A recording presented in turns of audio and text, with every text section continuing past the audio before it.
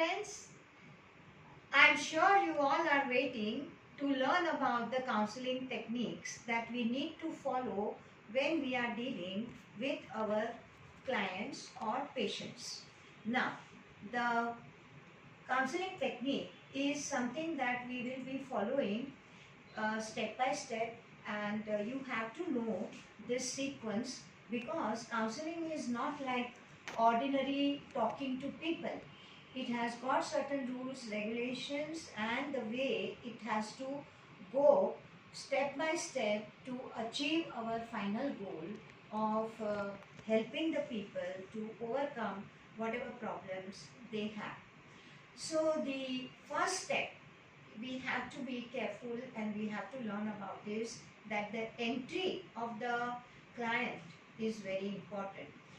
Actually, your counseling session starts from the very moment the client calls you up and asks for the appointment. You are supposed to know what is the client's requirement. So you may ask just a few questions like who is the client, from where they are coming, and what is basically the problem.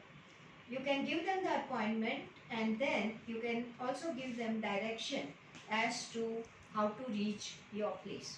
Now, what is important in this first step is that your tone of voice has to be something that is moderated and easy to understand, no mumbling voices and no shrieking voices also. Then you must answer the questions that they may have, and you fix time, give directions to reach, and then when they come, you receive them in a clean, ventilated, private and quiet room. Now this room has to be very private, and all the talks that would go on in that room would be confidential, and assure to your client also that nothing will leak out of that room. You will not be sharing the information with anyone, whoever it may be. It may be a family member or it may be anyone else that would question you about what is happening in the counseling session. So let the client or your patient sit down in a comfortable seat and you sit facing them, and as far as possible there should not be any obstruction or any table, anything in between the counselor and the counseling. You can sit at a comfortable distance which is far enough, but at the same time it should be distance which will help you to understand and also observe the client's body language, his expressions, facial expressions, and even audible. So you have to adjust your distance according to your need, and then you will be totally attentive to what the client has to say. Now I am saying this, I am using the word client instead of using the word patient, because actually in my long experience of working with the people, I have observed that these people who are seeking your help for counseling are actually living quite a normal life. They are not at all behaving or even looking like patients. So it would not be very right to call them patients unless it is something that is very seriously wrong with them. So ordinarily people who are depressed or also suffering from OCD or anxiety related problems, they are quite normal in their behavior, and they can manage their lives also quite easily and comfortably. So it would not be very correct to just label them as patients.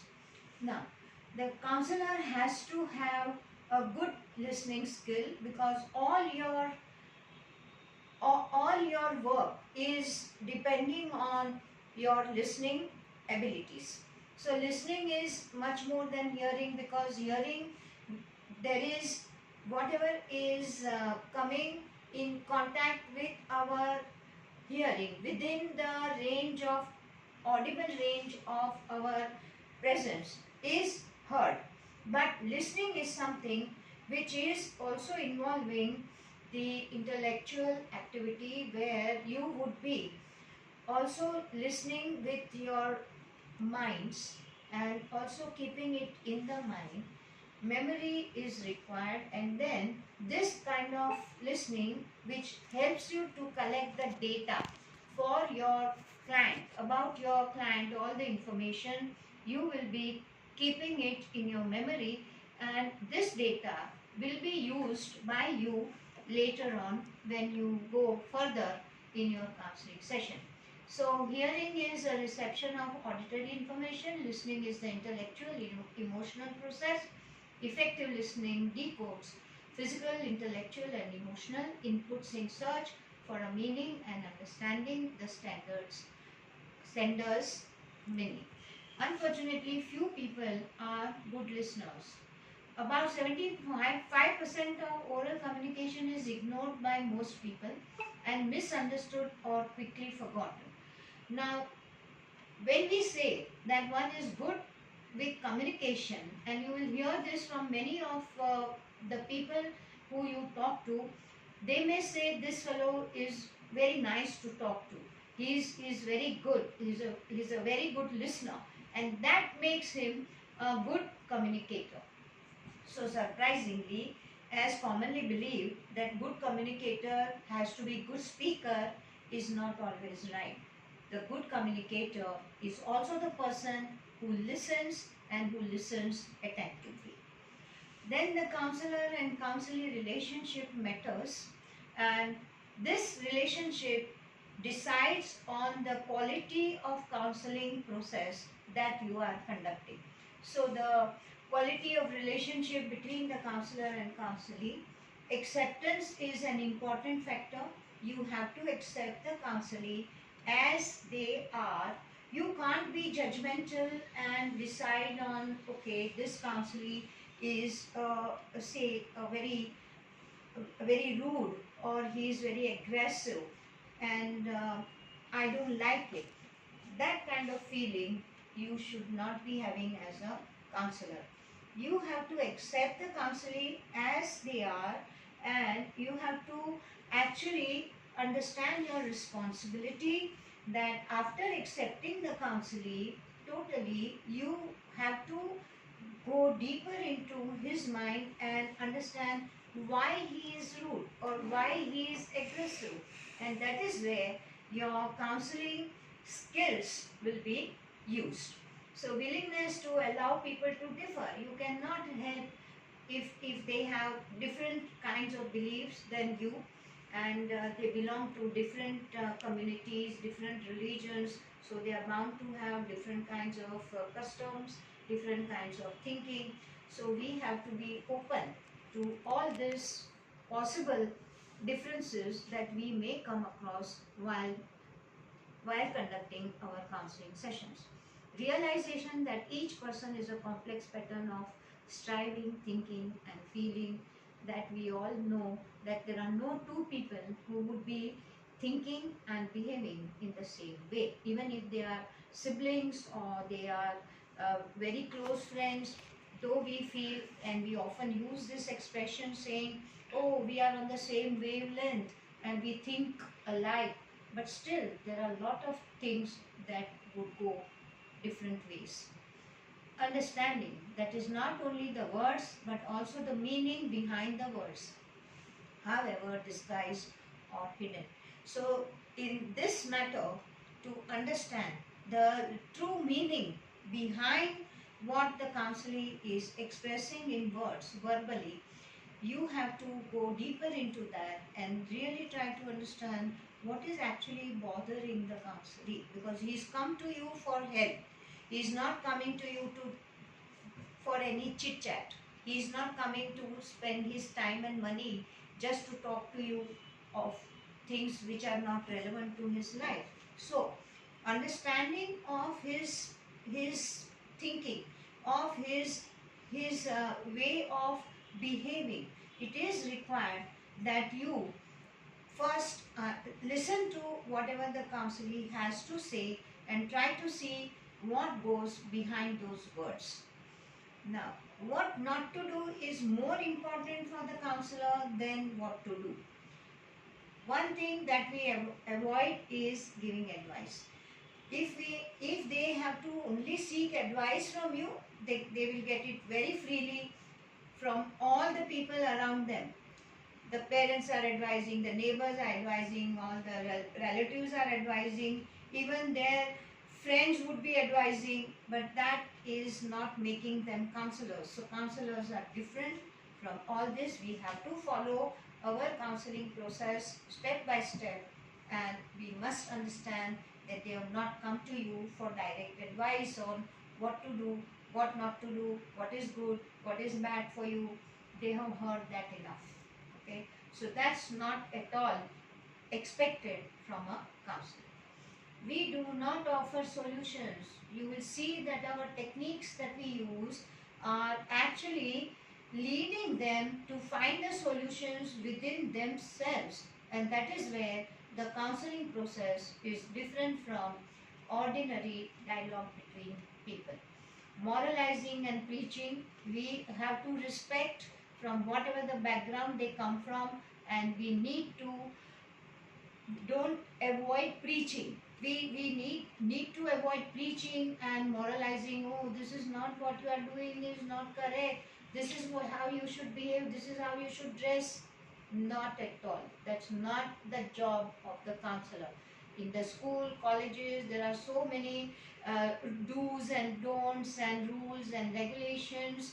Here they are coming to get freedom from all this. They want to understand why they have to do certain things and what they need to do in case they are faced with these situations, and why they are not able to accept it, and how they can make themselves more conducive to the social norms. Judging and criticizing is again not at all desirable in the counseling process. Praising and agreeing, giving positive evaluation is actually going against the counseling process. If the counselee comes and says that, oh, I'm very happy that we talked about it last time, and you see, because of that I have been able to handle my situation in the office so very well with my colleagues, and that particular boss who is so very rude to me and all that, you cannot immediately jump into the conclusions and say, oh, that was a wonderful thing you did. Now you know how to treat this your boss and how to deal with your colleagues. Not at all. Okay, so do not give any positive evaluation. Praising and giving advice and agreeing to their whatever they have to say. Oh yes, yes, you did right. Oh yes, you should be going in for a higher education, is not your job. You are not a counselor then. So we do not do all these things. Okay, we do not praise, at the same time we do not criticize, and we do not try to reassure them also by saying that okay, everything will be okay, don't worry, it will be done. No, that's not the counselor's job. So then, when there are so many don't do this, counselors don't do that, counselors are not expected to behave like this, or do say this, or say this, then what do we do? So we follow the techniques. Okay. Now, what are the skills that we use in the counseling process? Because this is going to help you to be a good counselor, and whatever don'ts, and you are now, I think I've set you thinking, if we don't give advice, if we don't praise, if we don't encourage, if we don't reassure, what are we then going to do? How are we going to help the person? Okay, so then we are now going to see step by step what are the different steps that the counselors can follow so that they can help their counselees. So to build a rapport and make counselee feel comfortable enough to trust the counselor, following skills can be used effectively. Okay, so first skill is social skill, politeness, observation and listening. Naturally, if you are a good counselor, you have got that training to be a counselor, you have already done your graduation, you have done your diploma in counseling, definitely you are polite enough, you know the importance of being polite, you know the importance of being a good listener. After this, we have responding to the counselee, and that is responding to the feeling and content underneath. Whatever they are expressing, what is the feeling going on behind that? Responding is not like if the counselor enters your rooms and says that, good morning sir, and you say, good morning, please sit down, make yourself comfortable. That's not the kind of response we expect from the counselor. Actually, counselors remain quite neutral to even all these kind of social niceties. Of course, they are nice, they are responding, but not overtly responding and trying to be very friendly or trying to be very good with the counseling. It's just being normal. Okay, now personalizing. Personalizing is one of the most important steps in counseling process, and that is the blending of facts observed to make counseling develop insight and be aware of the part played by self in the development of the problem. So this is something that is, you can say, the crux of the counseling process. Like suppose if a man comes to you saying that my wife is very demanding and she's always complaining about my not being interested in improving my position in the office. She thinks that I am a very lazy person, not only mentally, physically, in every respect. I am not at all contributing to her needs at home. And if he comes to say like this and he's complaining about the wife, very often I've seen that these people even ask me that, can I get my wife for counseling, because they think they themselves don't have any problem. All the problem is lying with the wife, and she is the complainant, so she needs counseling more than himself. Okay, so this is what is the feeling they have. Now counselors listens to whatever the counselee has to say.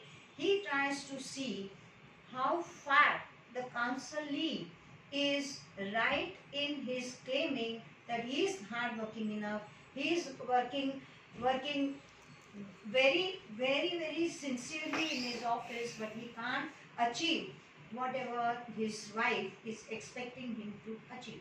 So as we go ahead, we go further with the counseling process, we come to know where the counselee is going wrong or where he is playing a part in creating this situation at home with his wife.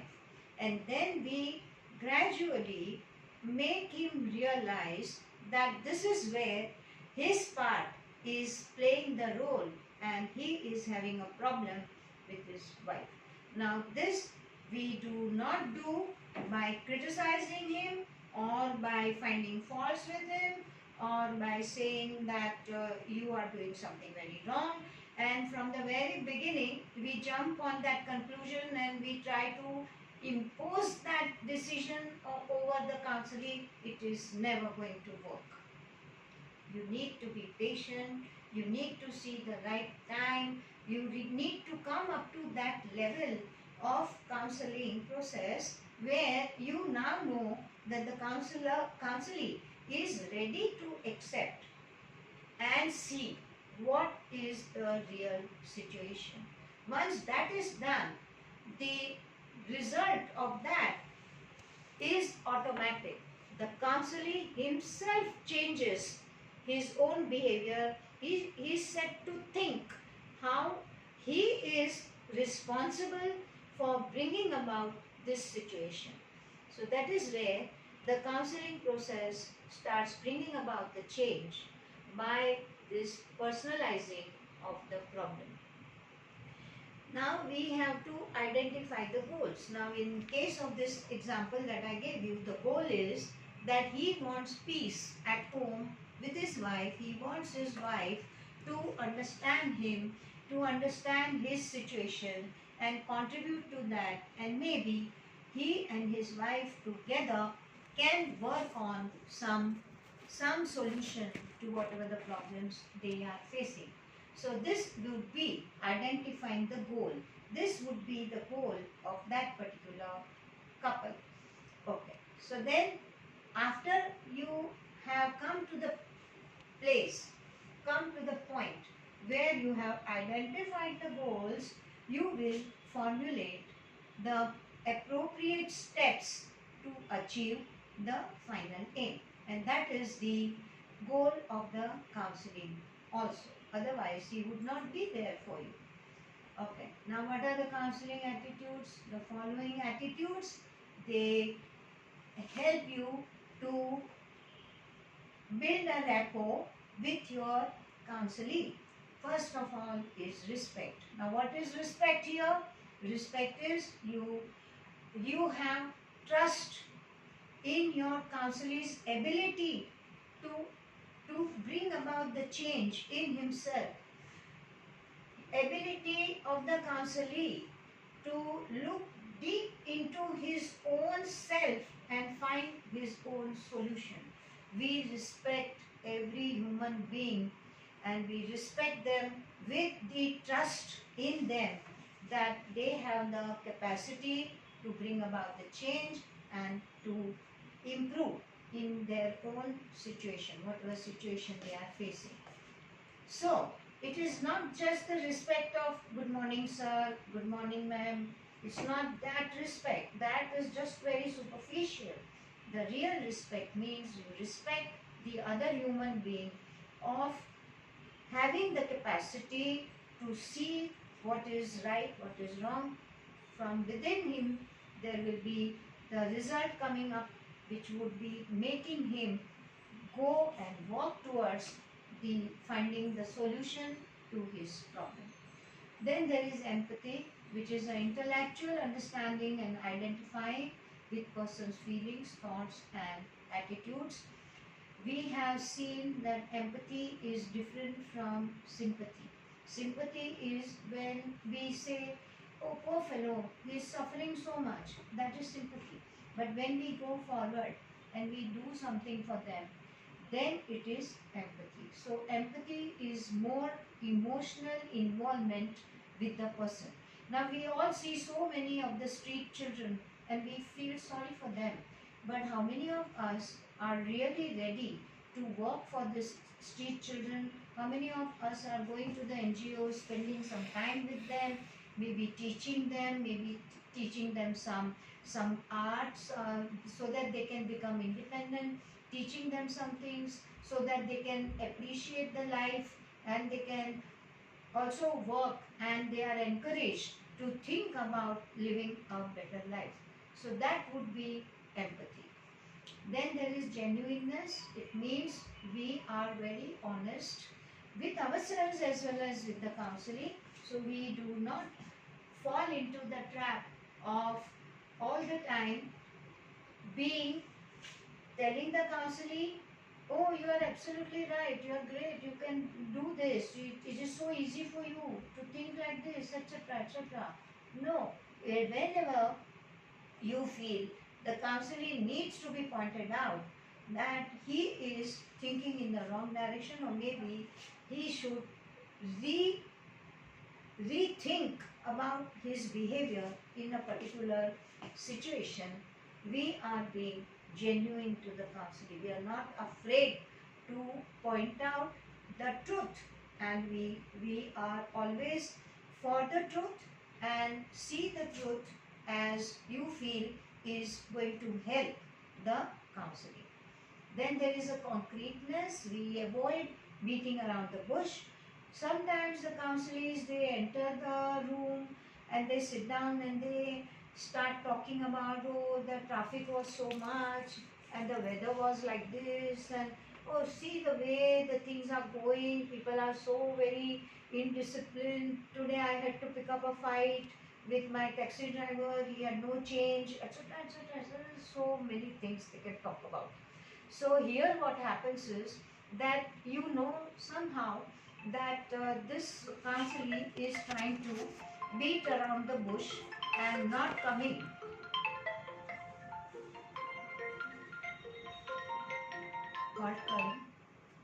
not coming to the point. Karu वापस. Okay, ready? Thus, we need to be bringing the counselee into the counseling situation where beating around the bush should be avoided. We know that counselee had some issue or some problem which was very disturbing to him last time when he visited you. And if you see that the counselee is still avoiding the discussion about that particular topic or that particular situation, you can very well bring the counselee back to the point and say, last time we were talking about this, so you have anything to contribute towards it? Something like that would help you to be concrete about the counseling process. We have to always remember counseling process is a time bound process where we are giving only specific time limit to our counselee and they are paying for it.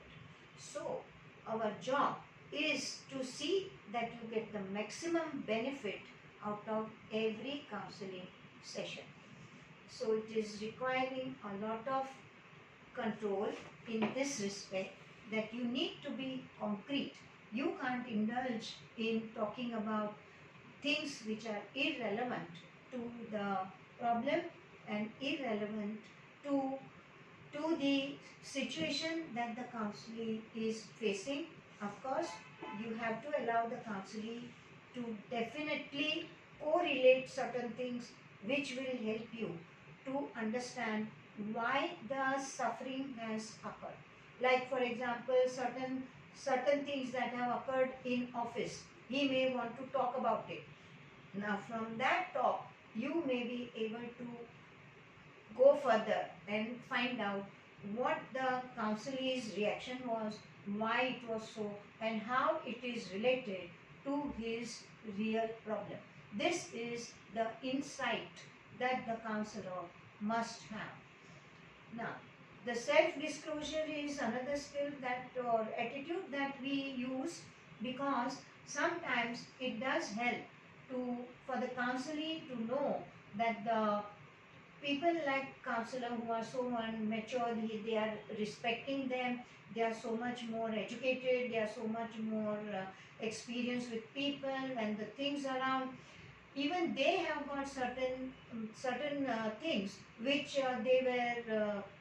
they were experiencing, and they have come out of those kind of stuck up points. Like say for example, if the counselor tells a counselee that you see, I too had this fear of speaking in public, but then by by little bit of practice and through some real help I got through my attending certain courses, I could come out of it, and now I don't have that fear anymore. Now this kind of self-disclosing fact about the counselor helps the counselee to know that he too can come out of his fear of speaking in public or meeting people, which he may be, which can be sometimes resulting in social phobia. So, then there is another very important attitude that the counselor has, is a confrontation. Confrontation is one thing that we do not use in the beginning of the counseling process, but after some time, when the good rapport is built between the counselee has started developing that trust, and he knows that counselor's intention is to help him, and also they are very much concerned with empathy in helping them to come out of their problems. So at such a stage, sometimes we need to use confrontation if we see that there is a discrepancy between what the counselee is telling you today and what the counselee was doing some time back. That is where your data about the counselee is going to help you. For example, if the counselee is having a problem with his boss, who is trying to all the time correct his English or correct his writing, then the counselee is narrating this in his counseling process in the session. Now, counselor has also heard the same counselee talking about his son, who every time he tries to correct his papers or his maths is getting upset and getting angry with him and doesn't want to learn with him. He thinks that he is unnecessarily being harsh with him. At such a time, when the counselor narrates about his own experience with his boss, counselor can bring him back to that place where he felt that his son was getting angry with him and not liking his way of improving his English or improving his maths, because he thought that I am only criticizing and not at all interested. He could not see the intention of the father helping him to do his son to do better in the maths or English or whatever the studies part was. So this is where the counselor's data helps him to confront the counselee. So we need to have some sessions going, collect some data, also understand counselee's way of thinking and feeling, and then apply that data through confrontation for the current situation, where it can help the counselee to develop an insight and change his attitude towards the boss or towards whatever the situation that is there around him. These things happen very often when we are traveling in the public transport, or even with our neighbors or even with our colleagues. So this kind of things are very much not known to the counselee, but then through our counseling process and through our understanding of the counselee's behavior and situation, we can bring the data back into the current situation and use it to improve the counselee's insight about his own behavior. Now that can also be related to immediacy.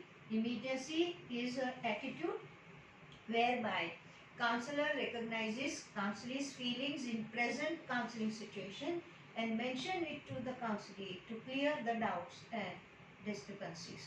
So similar example you can have where the counselee is very much annoyed with somebody whom he met on the way, for example, while coming for the counseling session. Now he was running to be on time, and still he was delayed by about 5 to 7 minutes because he feels someone else had delayed him on the way by way of maybe picking up some unimportant argument or some fight or something.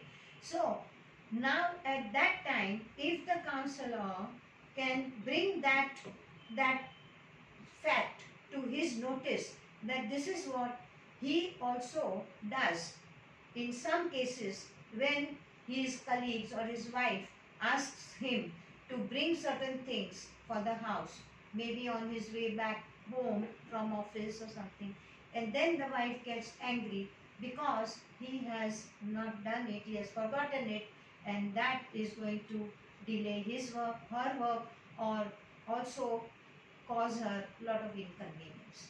So this is where the situation what is created in the counseling session has also been taken out of the counseling room and applied in the real life. This is immediacy.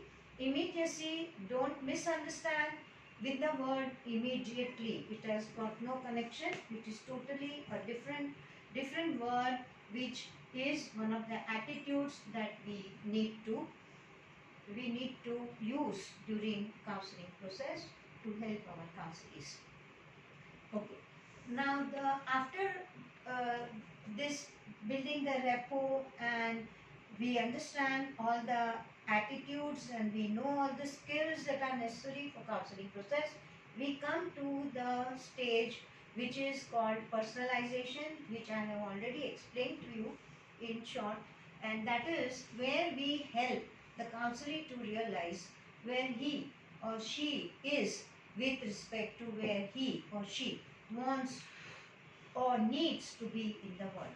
He wants to be very cool, calm person. He doesn't want to get irritated, which is affecting his health, which is affecting his work. So he wants to be cool and calm. And when we make him realize all these situations, through all these explanations, through situations that where he has been responsible in creating these disturbances in his own life, that is where the personalizing of the problem comes in. Okay, so personalizing deals only with counselee's contribution to problem, how he has contributed to creating the problem, not with others' contribution. What my wife did, what my son did, what my boss did, that is not to be taken into consideration here. You have to see what you are doing that is creating that situation. So once you feel responsible for creating that situation, you can change your place, you can change your attitude, you can change your environment. So this is where the personalization is the most important part of your counseling process. So all the students need to understand this and use it, and you can use it in our day-to-day life also, and see how we can help improve not only others but also ourselves. Personalizing helps counselee to become aware of the part he or she is playing in experiencing, and I would say also creating the problem. Now counseling process, here the counselor's skills involved to turn the problem into a goal.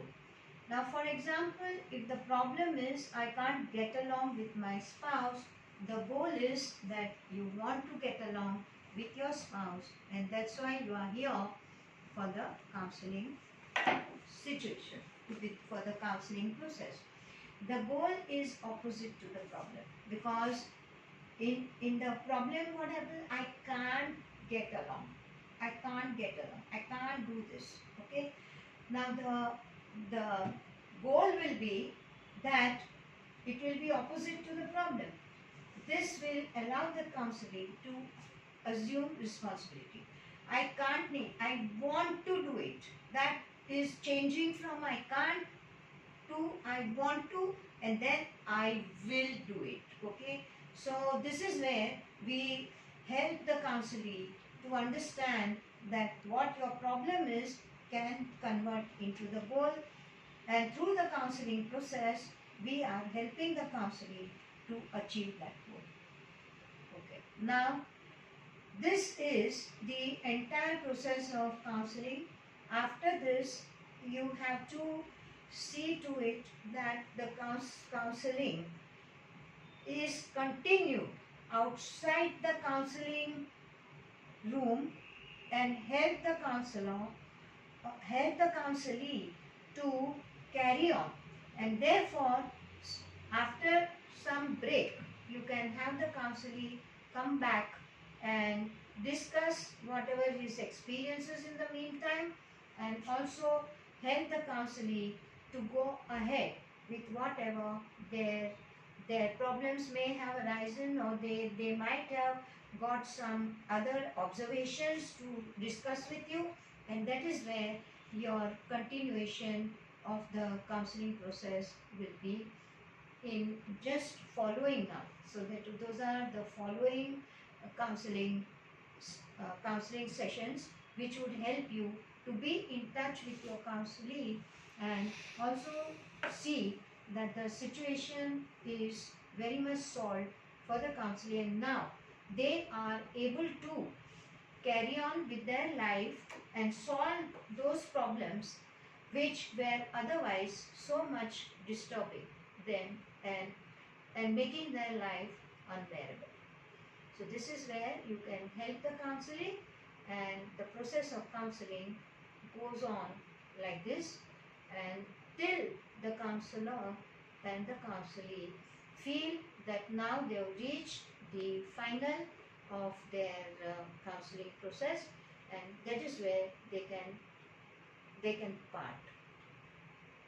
That's where we finish the counseling process. You can tell your counselee that unless there is some problem regarding this, you need not come for the counseling session, though you are welcome anytime if you have any questions to ask or anything further to be solved.